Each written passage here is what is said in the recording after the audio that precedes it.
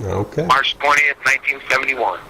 And I was shocked at that, too. I can't believe you're 40. I can't believe Let me it. tell you something. I can't either, but I tell you what, I feel great. I can still bust out a 5-minute mile. You know what I mean? I still train how I did when I was 21. It's just insane. Yeah, well, I guess you take care of yourself, then, huh?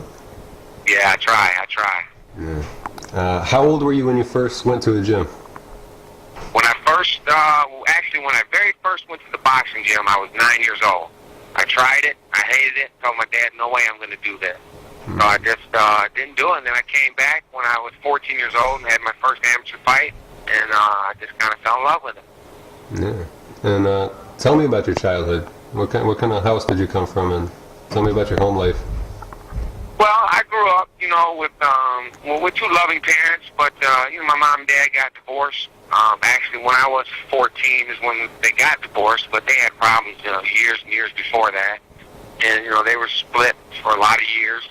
And, it wasn't easy. You want to be in the home with both your parents. But, my mom and dad, one thing we had, we may have lacked in some areas, but one thing we had was love. I was loved by both my parents. So I can't, I can't say that I had a crazy childhood. I just, I would have preferred my parents stay together. But, life happens, and you just got to, no pun intended, but roll with the punches.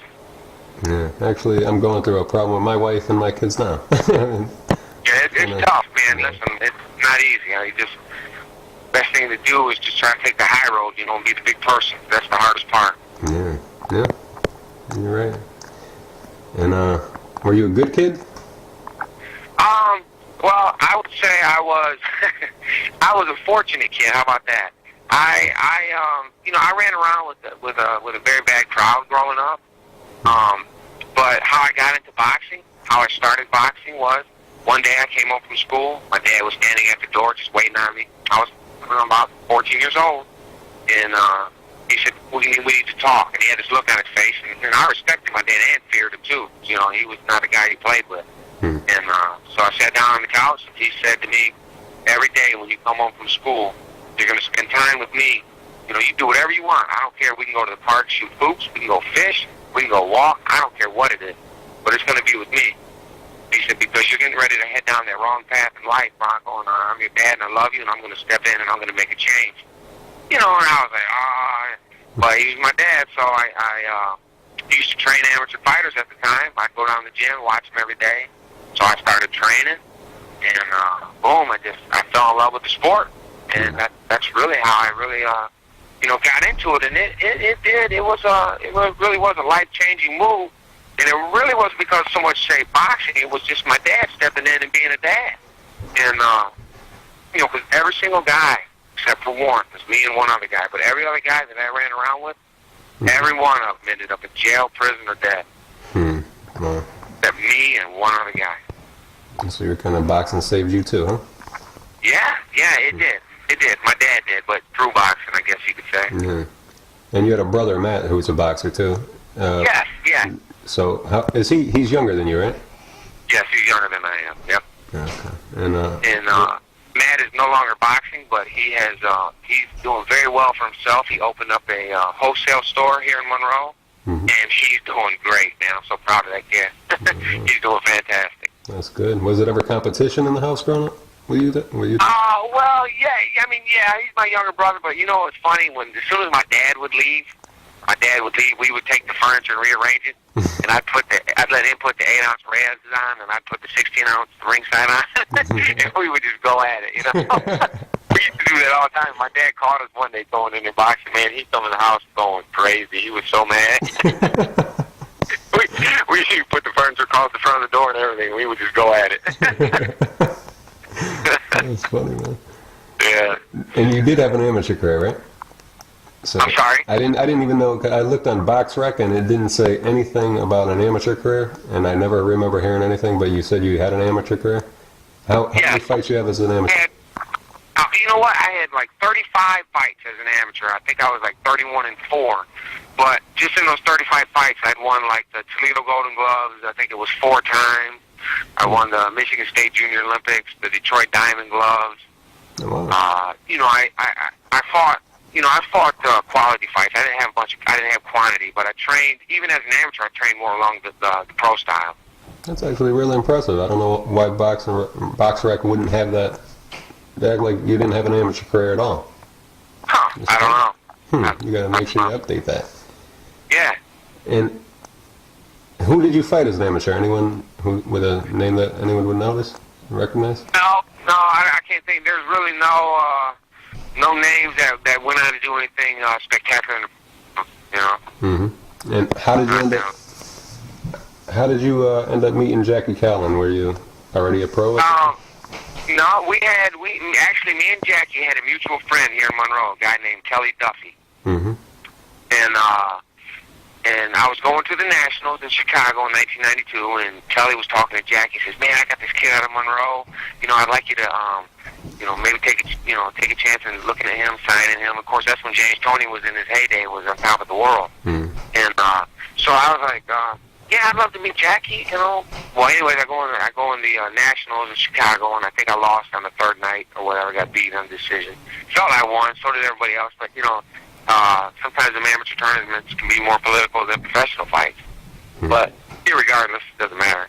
But so I went up to meet Jackie, and she wasn't too maybe overly excited about signing me or any of that kind of stuff, because I didn't really have that big outstanding amateur background. But she said, "I'll take a look at you. I want you to come to the gym and spar one of my fighters." I said, "Okay, great." So me and my dad drive to Livonia, Michigan, go in the bottom of this old fire hall, and as we're waiting outside, I see, James Toney, about 3 or 4 of his guys pull up, all Mercedes, vehicles getting out, and I'm like, "Man, Dad, that's the middleweight champ of the world right there, man. That's James Toney, I'm all excited. And we go out in the basement of the gym, and I'm getting my hands wrapped, and I'm shadow boxing, and I'm looking around. The only person I see is me, James Toney, all his crew, and his trainer, and Jackie, and myself. I'm thinking, wow, I wonder who he's boxing, right? So this trainer comes over, Bill Miller, who ended up being my trainer, but he says, you about ready to box? I said, "Well, who am I boxing?" "James Toney."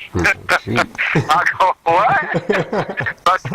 I told my dad, I said, "You know this guy's going to kill me, right?" And my dad said, I said, "You seen him on TV, man. He's an animal, man. That guy don't mess around with nobody." I said, "So I'm just going to go out there and just try to bomb him, because I don't know what else I can do." So I went out there, and I was throwing the heaviest, the hardest shots I could throw. But I'm going to tell you what, he didn't take advantage of me. He didn't do me wrong, man. The guy just boxed me. Probably my nose a little bit, you know what I mean? Did what he's supposed to do as the champ. But right after the last round, bell rang, he walked over to Jackie and Bill Miller. He said, "Sign this kid. He's got more balls than anybody I've ever seen." I told my dad, I said, "You don't realize it wasn't balls. It was fear that would make me fight that way." I was scared to death. I thought, this guy's just going to murder me. But, I've seen him do all that stuff that he would do on TV all the time, and I'm thinking, man, James Toney, come on. Scary, actually. Yeah. But, I'm going to tell you something about that guy. That guy treated me like a brother. Yeah. I was going to ask you about that. Yeah, James Toney, I'm telling you, that guy treated me good. I could never say a bad word about James Toney. That guy treated me like family. And I'll tell you one story. We were going to California to a training camp. And, I was just a 4-round, 6-round fighter at the time. I wasn't doing anything else but boxing. So it's not like I had, a ton of money. And he gives me a list. And I said, "Man, what's all this stuff?" He said, "This is everything you're going to need for a training camp in California." I said, "Oh, champ, man." I said, "I can't go out and buy all that stuff. I don't have the money for all that. I'll get what I can get, but, he said, "Don't worry about it. Just get what you can get." I come in the gym the very next day, and the whole wall in front of the office was just filled with new shoes, boots, running shoes, gear, all kinds of stuff. He said, "There you go, man. I took care of you." I said, "Oh, champ, man, I appreciate it." He always looked out for me like that. Yeah. That's where he's one of my favorite fighters ever. Maybe my favorite in my lifetime. Oh, I'm going to tell you what. James Toney, in his heyday, when you watch him on film, I'm telling you right now, that guy's an all-time great. Yeah. That guy can fight. He's my favorite, I swear. Yeah. Oh, yeah, I love James Toney.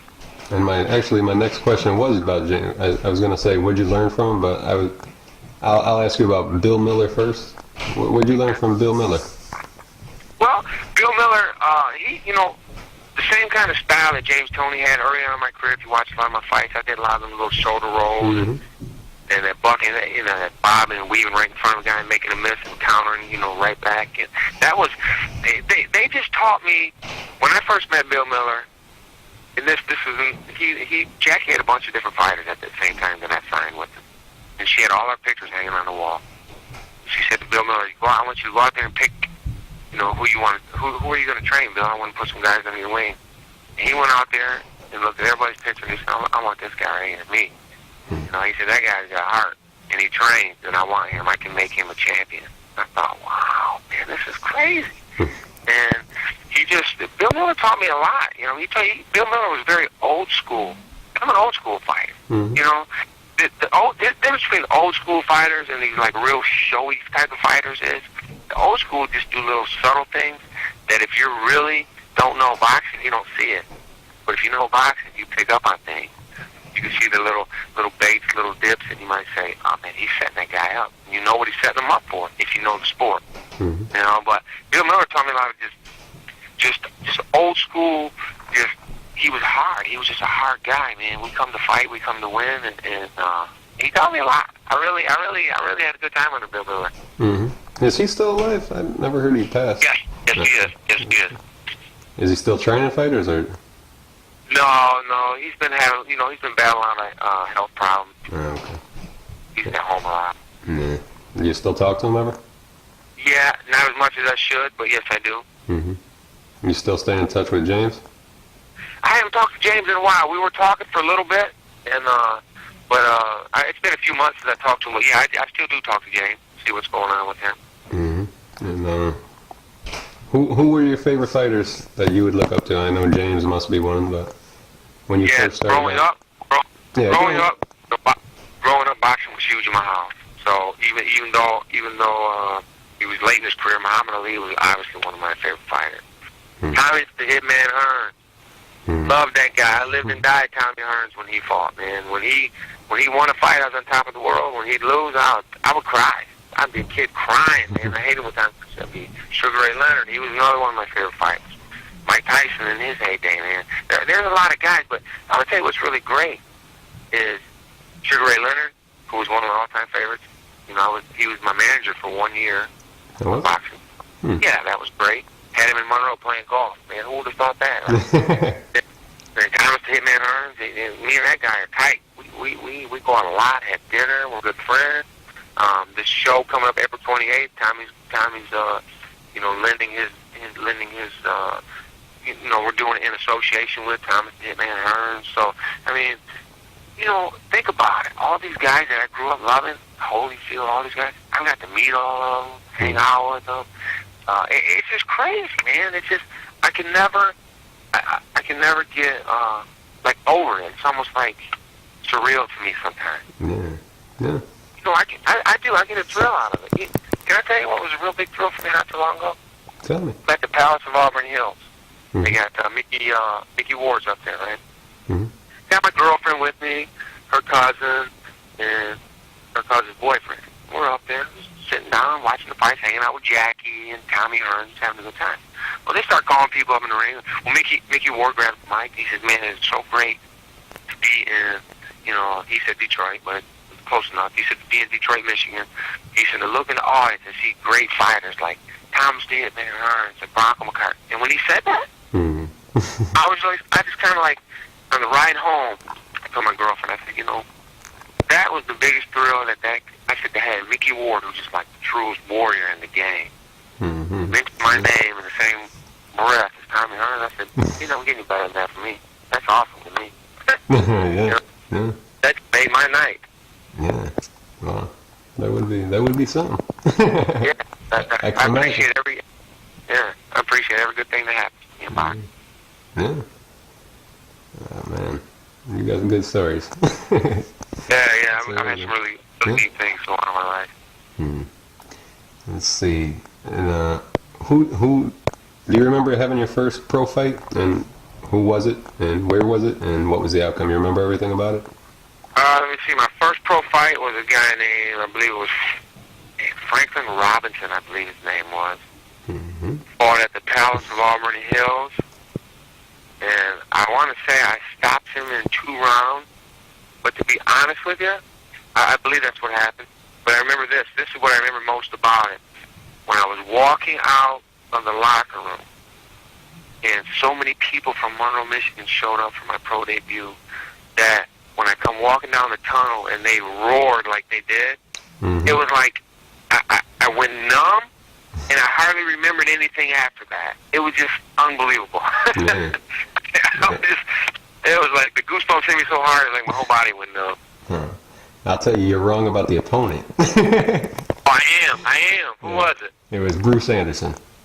Bruce Anderson. Did I fight a guy named Franklin Robinson? You said Franklin Robinson. Did I fight a guy named Franklin Robinson? Yeah, that was your second fight. Okay. See, I was numb. I was numb for the first one, man. Bruce Anderson. Okay. See, that first thing I was doing, I'm telling you, man, I was just numb. That is funny. Yeah. That's funny. All right, let's see. Then you had your first loss early in your career. Clayton Williams. Yeah, Clayton Williams. You got dropped even 2 times. What happened? Like, I knew you as having a great chin. Like, how does a guy like that drop you? And well, yeah, there's a good story behind that, too. We're in the gym. I'm training for this fight. And my dad says, Bronco, you're making a move that's driving me crazy. He said, you're squaring your feet up, and you're dropping your hand. You're going to get caught with a left hook and get dropped off that move, I'm telling you, if you don't watch it. He said, because you're off balance and your hand is down. Every time you go to throw a left hand, you're dropping your right hand. Okay. Sure enough, that's exactly what happened. Exactly the move that happened. Shot a left hand, right hand down, feet squared, right hook, or left hook, boom, down I go. Were you Exactly hurt what or happened. just off balance? It was more of a flash knockdown. From what I recall. But I remember he knocked me down twice in the 4th round. And the second time I was so mad, I banged my hand on the mat, and I got up and I just went to ripping into him this best I could for the last whatever it was, 30 seconds. I remember this specifically. I remember being in the locker room when I lost the decision. I'm laying my head on the table and I was crying. And I was like, oh God, I lost. This big hand hits me on the back. I look up, it's George Foreman. Oh, wow. He says, hey, let me tell you something. He said, I watched the fight out there. He said, and after you got knocked down, what you did when you got up, he said, that's what makes a fighter. He said, son, you'll be world champ someday. You keep that up. He said, trust me, I see something in you. I said, man, thank you, Mr. Foreman. Coming from you, that means the world to me. There you go. Yeah. That's great, man. Yeah. Let's see, then let's go through your fights. Let's see. You fought Skipper Kelp at the Olympic Auditorium. How's that, like the West Coast Mecca? How's it feel to fight there? How's it feel to be in that crowd? That was great. That was Oscar De La Hoya fought for his first world title on that card. He was the headline. That's when he fought for the WBO, first world title he won. James Toney defended his middleweight title on that card. And I fight Skipper Kelp, and everybody was expecting me to get dogged by that guy. They just thought he was just going to just eat me up. And I was just so motivated because his actual manager, the lady that he had, she came to the gym one day and was watching me train. I didn't know who she was. And I remember her saying, my man's going to walk to you like water. I said, who's your man? I was sparring. I said, who's your man? He's like, Skipper Kelp. Next round I went out, boom! I knocked the guy out that I was sparring, and I stepped over him. I said, yo, your man, this is what he's got coming. Then I went crazy, and James Toney, man, they just love that stuff when that kind of stuff would happen. And Eddie Mustafa Muhammad was Skipper Kelp's trainer, and him and James was betting money and breakfast at the table. James said, I got $2,000 right now. I'll lay it on the table. I'll bet you right now my man beat your man. They were going back and forth, and it was but I tell you what, my whole career, that was the one fight I was the most nervous about, with Skipper Kelp. I was in my room the day of the fight. I was dry, heaving, sick, man, because I remember watching him on TV when I was an amateur, man. Saigon Skipper Kelp, he was just killing people. And I was like, man, and then I'm in the gym one day, jumping rope, and Jackie offers one of her fighters a fight with Skipper Kelp. He said, I'm not fighting that guy. I'm jumping rope. I said, I'll fight him. He said, what? I said, I'll fight him. I said, there's nobody out there. I won't fight Jackie. Just make the fight. And so she made the fight, and boom, you know what happened there. So, yeah. Yes, I do. Then you fought Aaron Davis at Foxwoods. That was a war. Did you feel ready for Aaron Davis? Yeah. I felt ready. You get that point, you feel ready for anybody. But man, was that a war. That was one fight that was a war. Yeah. Yeah, That surprised me because I told my dad, my trainers and all them, I said, give me 6 rounds. I said, I'll break this guy down. I said, I'm going to break him down. And 6 rounds, man, he got stronger from the 6th to the 12th, and that's when the fight really took off. Yeah. That was a good fight. He was a strong guy. He's Superman. Yeah, baby, that's when I took his name. I was wondering that. It can't be two Supermans. Yeah. I didn't have it until then, but what's funny is at the weigh-ins, when they said, Bronco McKart and Aaron Davis to the scale, and I jumped up real quick just to try to get in his head. I said, well, the real Superman, please stand up. Just trying to, he didn't like that, man. That guy he didn't like that. He didn't like that. Hold on one sec, Marco. I just want to make sure my recorder's here and working. Hold on one sec. All right, let's see. So what do you say? What do you say when you're saying real Superman, please stand up? Oh, he didn't like that. He just, like, when we got to the scales, he got right in my face, and he was ready to fight then. He didn't say nothing, but he was ready to go right then. And you know what they tried to do? The night of the fight, me and my dad switched rooms. And my dad just had a feeling they were going to try to do crazy stuff, so we switched rooms. I went on a different floor. They went by all night, banging on his door and all kinds of crazy stuff, trying to thinking they were keeping me up, but it was my dad. Yeah. You were a step by ahead. and knock the door, run and do crazy stuff, but I was sleeping in a whole other place. They didn't know. Wow. That's smooth. Yeah. Smooth. Yeah. Wow. Yeah. Yeah. So you won your first title, the Michigan State welterweight. How'd that feel to hold your first belt, to have it? That felt good because that guy, Brian Blakely, that's who I beat. Yep. He beat me in the amateurs.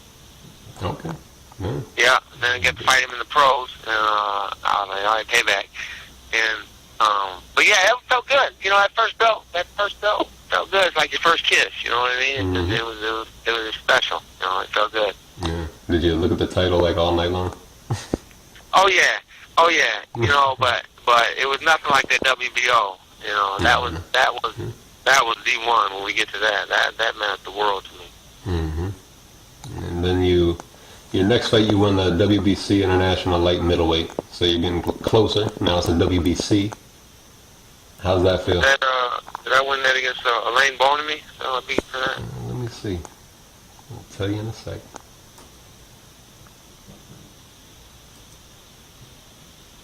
You won that again, Elaine Bonamy. Yeah. Now that guy, man, that was a tough guy. Just flat out tough, raw tough. I hit him with everything I could hit a person with. My hands were black after the fight, all the way through. Right. And they got stopped at 6 rounds. I hit him. He ended up getting like 48 stitches and never hit the canvas once. Wow. That guy was crazy. Yeah, it was. I ended up getting like 4 or 5 stitches. He had 48. He was tough. Then I fought Ingles Pedrosia. I think after that, maybe knocked him out. You did. You were on a tear. I was, man. I was just mowing people down. You really were. I was. Yeah. Then I ran into my nemesis. That's coming up here soon, right? Yeah. I swear, that's one of my favorite trilogies ever, man. Really. Oh, yeah, I appreciate that. Yeah, I'll be honest with you, man. I'm not one of those guys. I really felt my heart that first fight I beat him. There's no way I should have lost that first fight. But, it is what it is. And I've got nothing but respect for Winky Wright. I like that guy. He's just the one guy that just, gave me fits, but he gives everybody fits. Yeah, but every fight was close, though. I love those fights. That first one, man, I was like, gosh dang, man. I'm not going to lie to you, Chris. I swear I woke up every day for 2 months saying to myself, when are they going to call me telling these jokes on? When are they what? Yeah, when they going to bring my belt back, you you kidding me? Yeah. But it's life. You just roll with it. Yeah. I was going to actually ask you before Winky, I was going to ask you about Santos Cardona. What was Santos Cardona? I remember when he fought Pernell. I was actually thinking he was going to beat Pernell. Was he?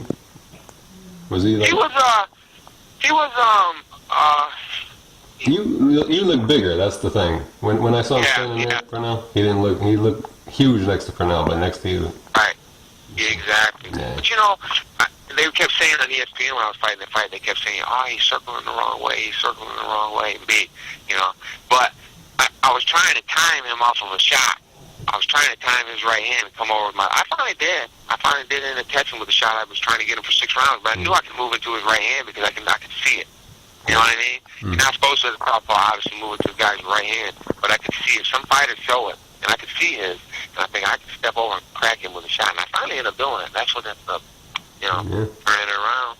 And see, I remember that fight vividly, like in my head, and so I had to ask you about that. Yeah, that was. He was.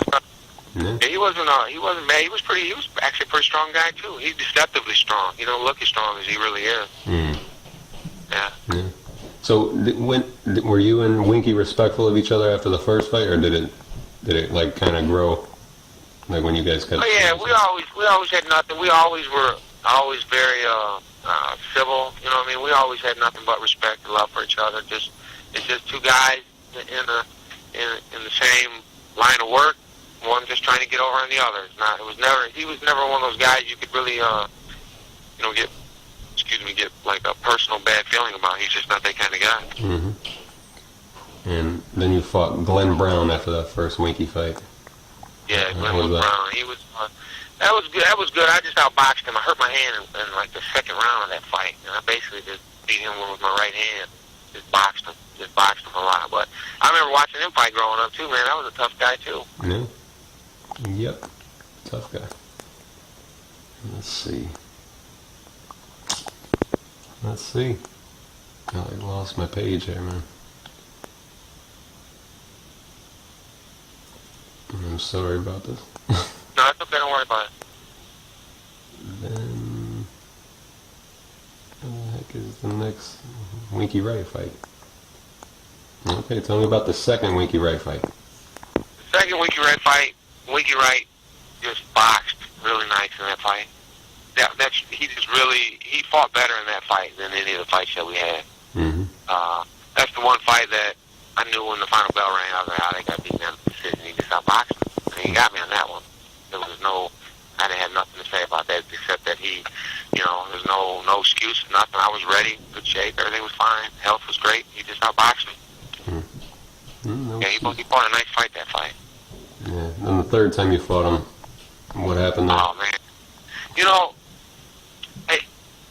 I have a picture in one of my scrapbooks of me hitting Winky Wright with an uppercut, and half of my glove is on the top of his belt line, and half of it is on his stomach. And that's one of the points that they took from me in that fight. And it's like, if you watched Winky for years. I mean, I know 2 of them shots were low. I can't deny that. But there were other points that guy was taking from me. That guy didn't know what he was doing. Most good referees right away would say, hey, your trunks are high. This is a good shot. But that guy didn't do any of that. Winky's dang trunks were just about on the bottom of his dang chest line. I mean, they were up there. Yeah. And he'd have the long dang elbows when he's locked in. His elbows are touching the top of his trunk. Most guys aren't like that, but he is. Mm-hmm. But I don't know. I can't really.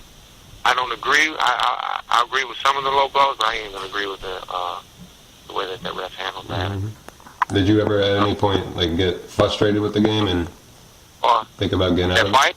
Yeah, not during the fight, but maybe after. In the game, just with the sport of boxing. Yeah.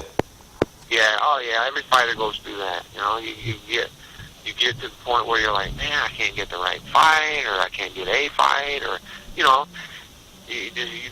work so hard to get to a certain level, and then something happens, and it's like it's hard to get back to that level sometimes, and yeah, it gets frustrating. Mm-hmm. You definitely got to keep a strong mind. You can't just be physical in this game. You got to be very mental, because it's not easy.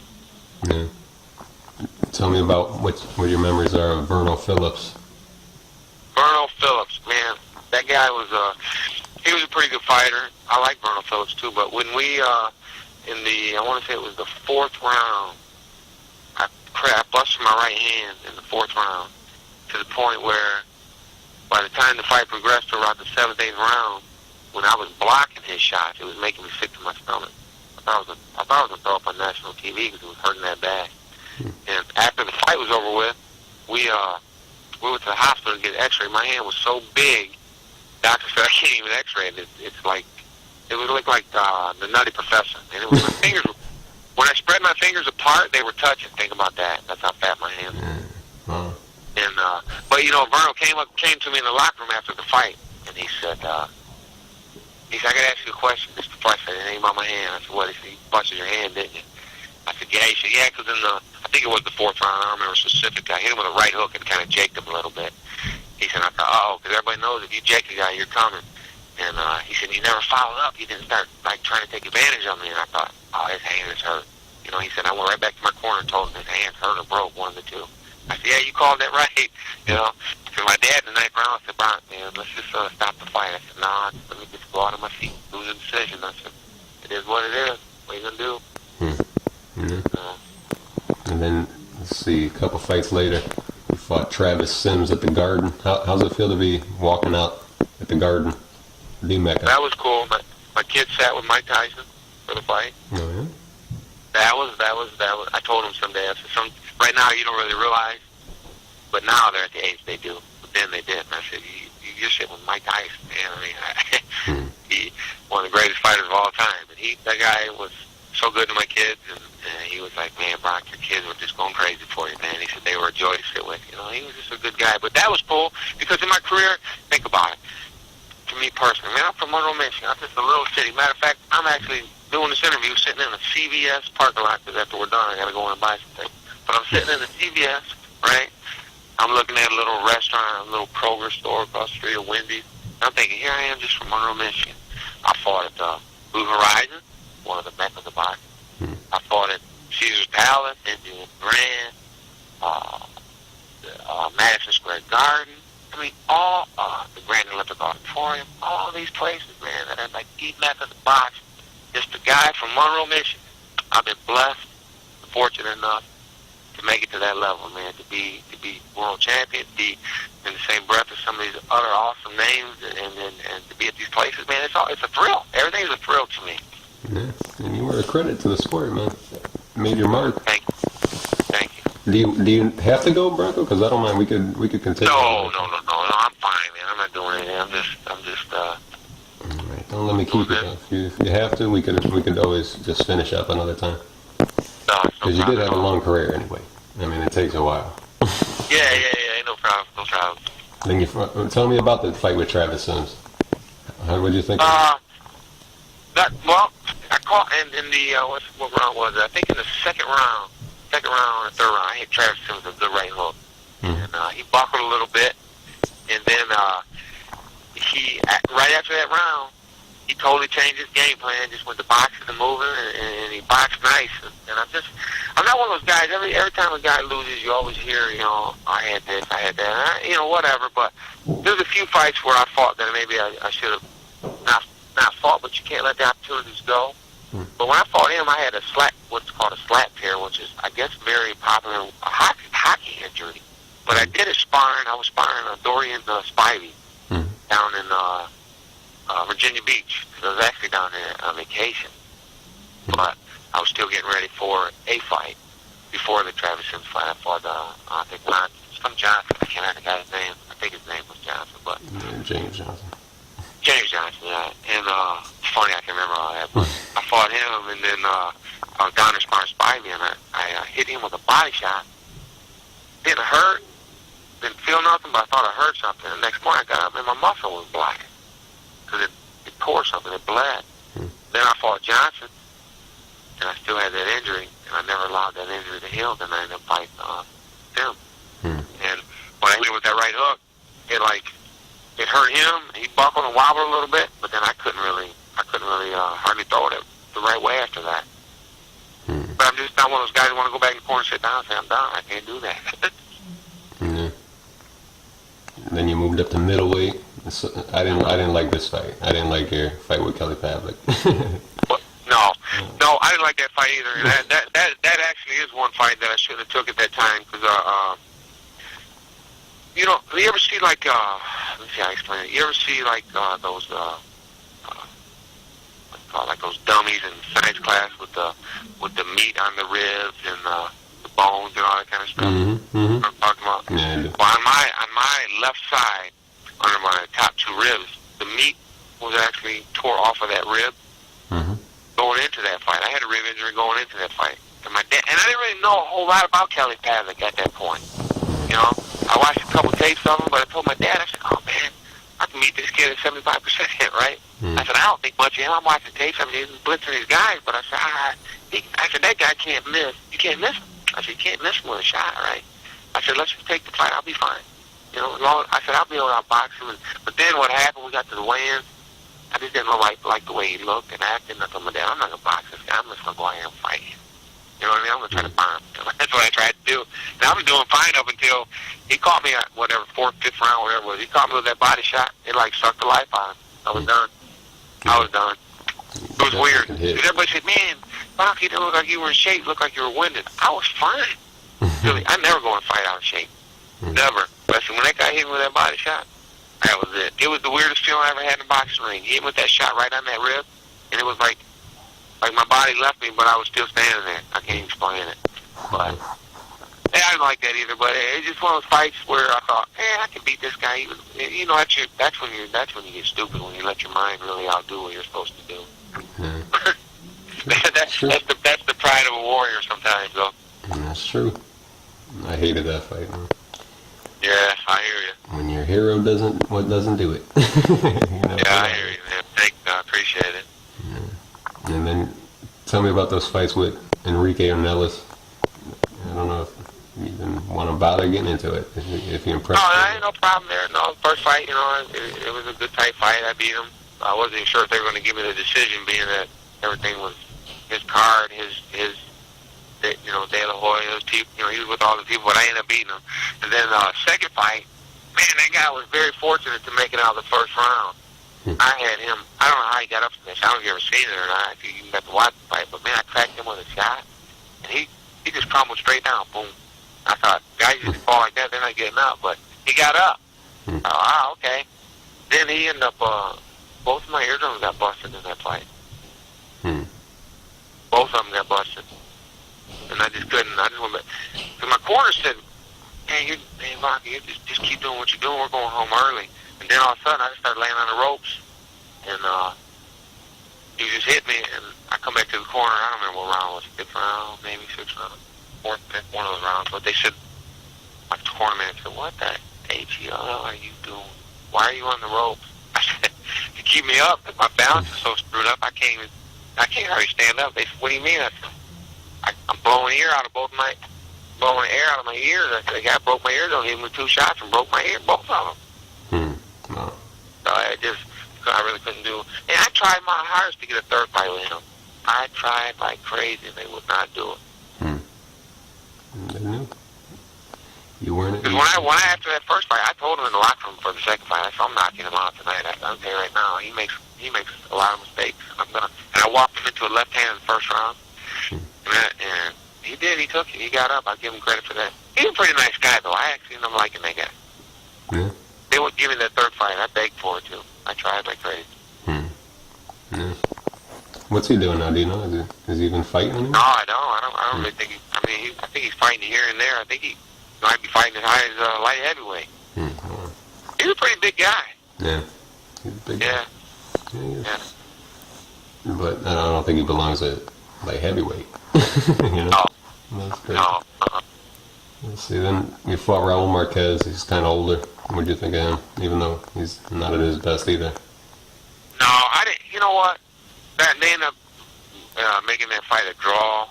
After first they said he won, then they ended up, one of the judges screwed up on the cards, made it a draw. Raul Marquez was okay, but I'll be honest with you, I thought I won that fight. To the point where, like, one of the rounds, I think it was the 8th round when the bell rang, I just tapped him on his butt a couple times and kind of laughed, went back to the corner, because he was throwing a lot of wide shots. I was picking all that stuff off of my elbows, and I was doing what I wanted to do, because the winner of that fight was going to get a nice fight after. I told my dad, I said, I'm just doing what I want to do, and I don't want to get cut or banged up, so I'm just going to keep doing what I'm doing and keep out boxing. That's one fight I felt I won. Like I said, when I lose a fight on decision, I'll be the first one to say, I lost that. Like, with you right, the second fight, I lost that. Bruno Phillips, I lost that. Those fights, heck yeah, there was nothing to say about that. But that fight with Raul Marquez, I didn't lose that fight. I couldn't believe it. Yeah. I didn't see that fight. Was that even televised? Yeah, it was. Well, it was on Fox Sports. Yeah, it was on the Fox Sports. No, I don't get. Yeah, I just couldn't. couldn't believe it. When they interviewed me, they said, "What do you think about the decision?" And best I remember, I said, "Well, I'll tell you what.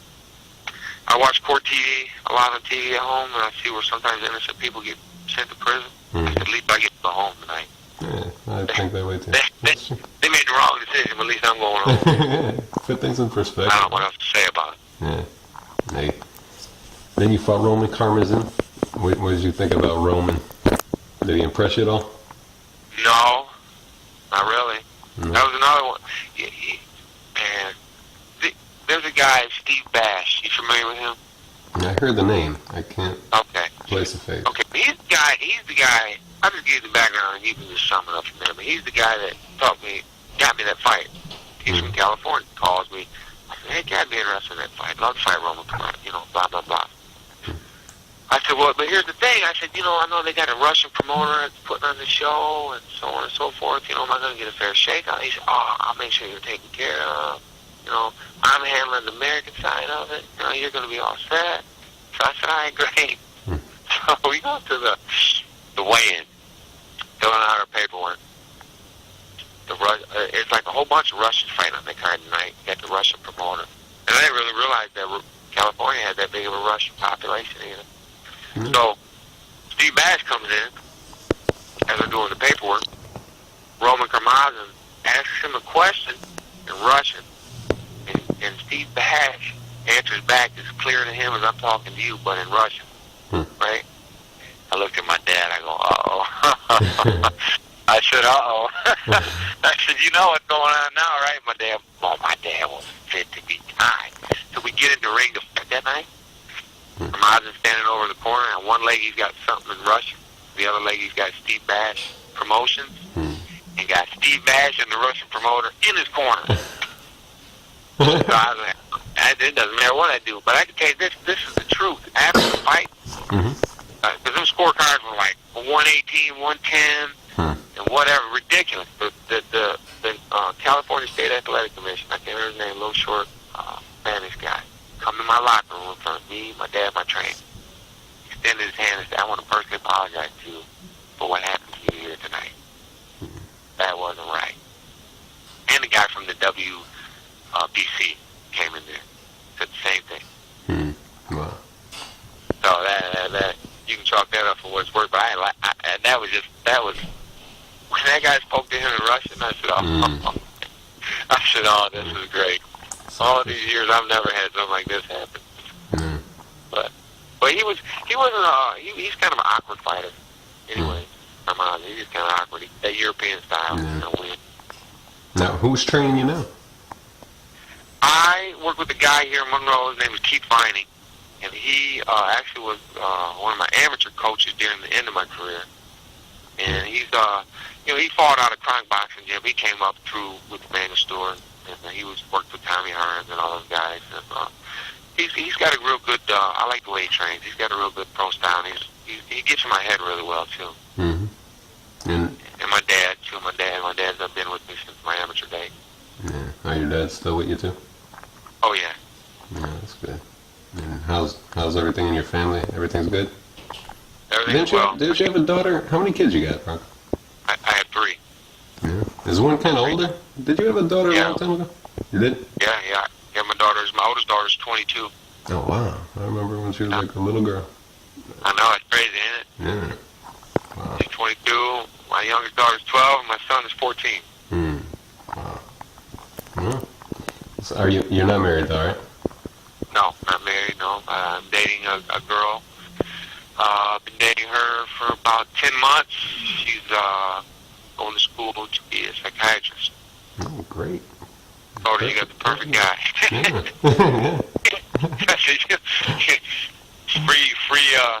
free test right here.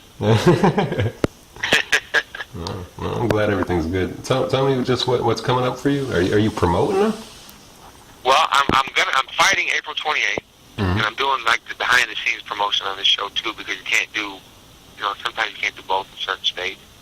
But I'm fighting April 28th. I was promoting some MMA fights around here, but I lost interest in that. They're just not my. It's like too brutal for me. Like or it's boring. It's brutal or boring.